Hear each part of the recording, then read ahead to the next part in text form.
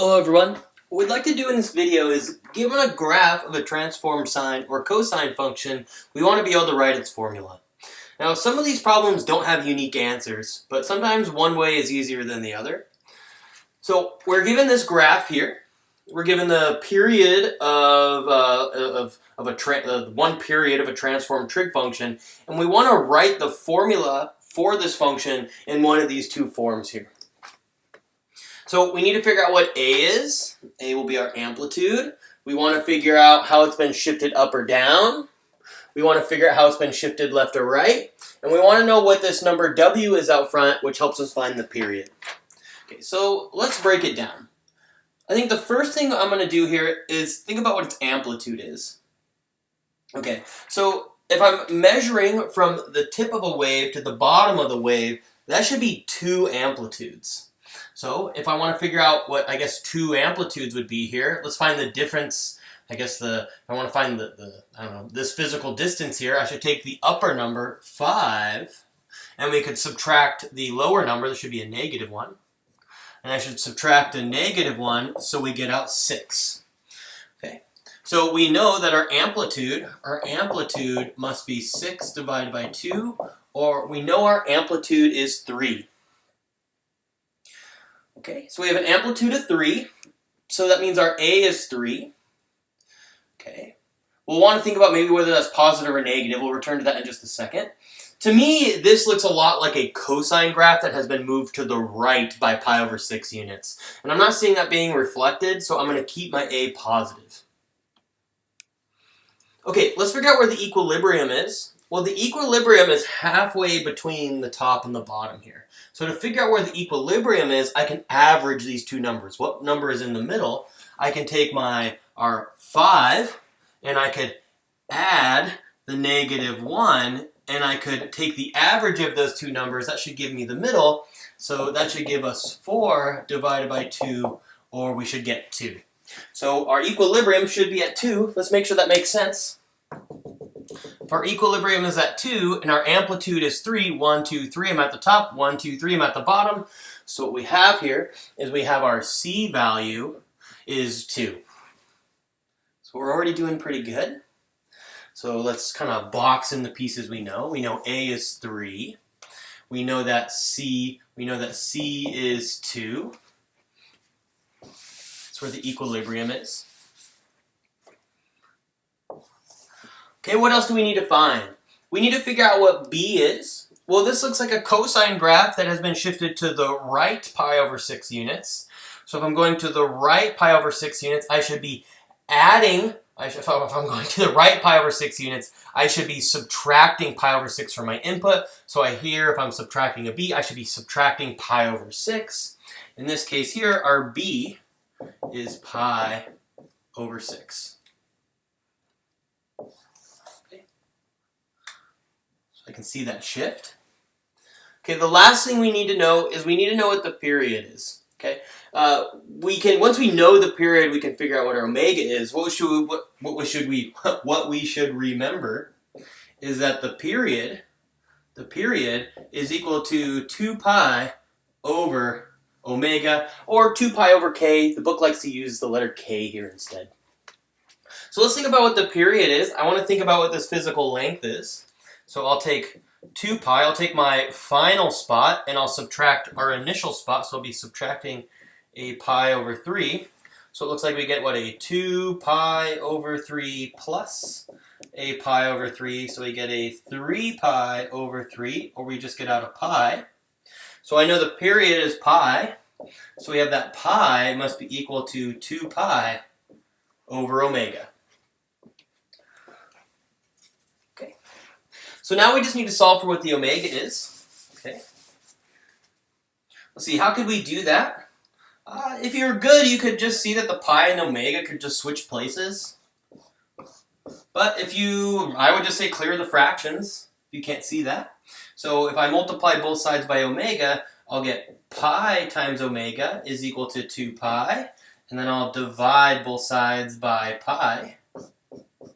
So I get that our omega will just be equal to 2. Beautiful. So I think we have all the pieces. So the graph of this Okay, this should be a cosine graph. So we're going to have that y will be equal to, we'll get a 3 times the cosine. Our omega is 2 in parentheses. We'll have an x minus pi over 6. I'm shifting it to the right, pi over 6 units plus 2. And there we have it. Okay, here's our next example. Go ahead and pause the video and give it a shot on your own. Okay, let's do it. For a lot of these problems, the answer won't be unique. Remember that sines and cosines are just kind of shifts of one another. So you could choose for this one here particular to be a sine graph or a cosine graph. One way you could see this is you could see that this looks a lot like a cosine graph that has been shifted to the left by pi over 8 units. Let's view it this way first. So answer 1, I'll say. Answer 1. Okay, well let's think about what the amplitude would be here. It doesn't look like the graph has been reflected at all. So the amplitude will be 1/10, so our A value will be a positive 1/10. The amplitude is 1/10 and there's been no reflection. Okay, it doesn't look like it's been shifted from its equilibrium at all, so our C value will be 0. It hasn't been shifted up or down. It's symmetric about the x-axis. Okay, it's been shifted to the left by pi over 8 units. So that means I would be adding pi over 8 to my x value. Since, not to make this too confusing, in my formula I should have an x plus a pi over 8. So this b here, if I'm kind of following this pattern, the b here would be a negative pi over 8. So then when I plug in a minus a negative pi over 8, I'll have x plus pi over 8. That shifts it to the left, pi over 8 units. Okay, what else do we need? Okay, looks like we need to know what omega is. We need to know what our omega is. So we should remember that the period is equal to 2 pi over omega. And again, the book uses k instead of omega. If you solve, omega would be equal to 2 pi over the period. So let's think about what the period is. The period is going to be equal to, well, it's our final spot, pi over 8, minus our initial spot, minus a 3 pi over 8.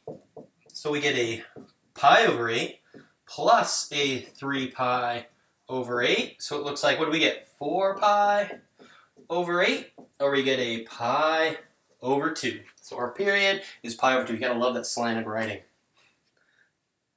Okay, so that means our omega is going to be 2 pi all over pi over 2. So this is the same thing as 2 pi over 1. I'm dividing this fraction by that fraction. We flip and multiply, so 2 over pi. So the pi's cancel, and we're just left with 4. So we have that our omega is equal to 4. I believe we have all the pieces that we need. So a first way to see this is this could be y 1/10. Let's write that over here. This could be y, which is equal to 1/10. We'll have a cosine. Our omega was 4 times an x. I shifted it to the left, pi over 8 units. So I'll add pi over 8 and then plus 0. So this is one possible answer. Maybe you saw this a little bit differently, though. So answer 2. These would all be fine. Okay, answer 2. Maybe you see this as a reflected sine graph. This looks a lot like a sine graph that's been reflected over the x-axis. We could see it this way. If we want to see it that way, okay, well, what will we have? We'll still have our A will be, well, in this case, A won't be 1/10. A will be negative 1/10. The amplitude is 1/10. The amplitude is 1/10, but it's been reflected over the x-axis, so I'm going to put a negative 1/10. Our C will be 0. It's not shifted up or down. And what's great is also our B will be 0. I'm not shifting it left or right. And we will still have the same omega value. Omega will still be 4. And now I think this is all the pieces that we need. So we'll have y is equal to negative 1/10 times the cosine of 4 times x. 4 times x. Oh, I'm sorry, I'm copying this down. 1/10 times sine of 4x. So these should be equivalent. And how about I show you that they're equivalent? Let's take a look at a Desmos animation. We'll see you there. Hello everyone. What we're going to do here in Desmos is I'm going to show you that those two equations that we came up with for that picture up on the board are equivalent. Desmos, if you haven't used it before, is completely free online. It's amazing. I think it's just desmos.com. Pretty intuitive to use, and you can build animations, which is great. Okay, so let's see that those two functions were the same. So let's sketch our first one. How about you don't have to call it f of x. I just usually like to write function notation in case I want to do inputs and outputs. In a space below, I could just write like f of 2 and it'd do that evaluation for me. So our first one we came up with is a shifted cosine. So let's see, what did we get for that one? It was 1/10. So let's write 1/10, and I'll write cosine. Cosine, what we had a 4, and we had an x plus pi divided by 8. Let's close those parentheses, and here's the picture. I'm going to kind of zoom in here a little bit more. Here's the picture. Hopefully this looks like the same exact picture that we saw on the board. Let's pick the other one. Let's call it g of x. Okay, the other version we saw as a reflected sign. So how about a negative 1/10? And I think we just had a sine of, what was it? It was 4x. Look, they're the same. Look, I can click here to turn it on and off. There's the cosine version. Here's the sine version. Notice that they're the same exact graphs. This is a great way to check your work. I guess while I'm here, this might be a good time just to teach you a little bit how to play around with Desmos and to show you what the different pieces of the what we had, like an a cosine of omega times an x minus b plus k. We can write all of those into Desmos and have an animation of it. So I'll show you what I mean, or how to do that.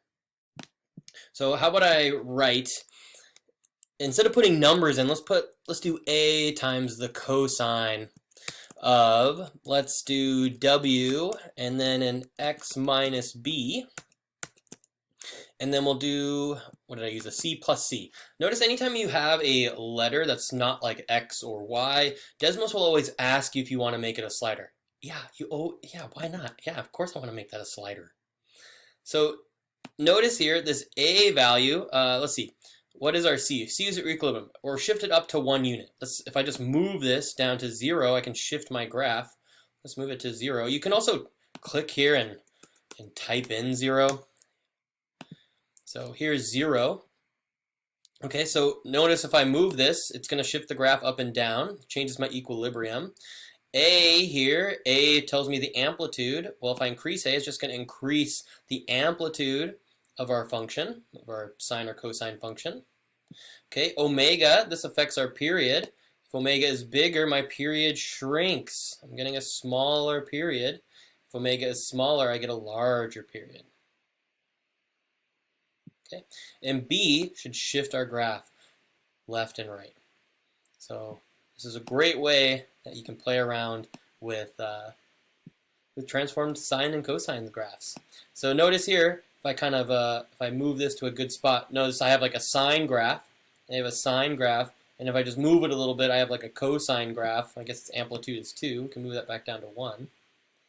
Okay, let's have our omega be 1. Let's have our b and c be 0. So this is the graph of cosine. And so here's a cosine graph, but if I just shift it, notice that sine and cosine here. Now here's sine. Sine and cosine are just shifts of one another.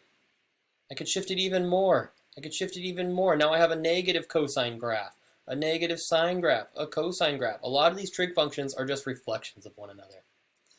So go ahead and feel free to play around with Desmos. It's one of the best visual learning tools I think we have. I wish I had this in grad school. I didn't start learning about Desmos until I started teaching, and it's great. So anyway, I hope you enjoyed this video. We'll see you in the next one. Take care.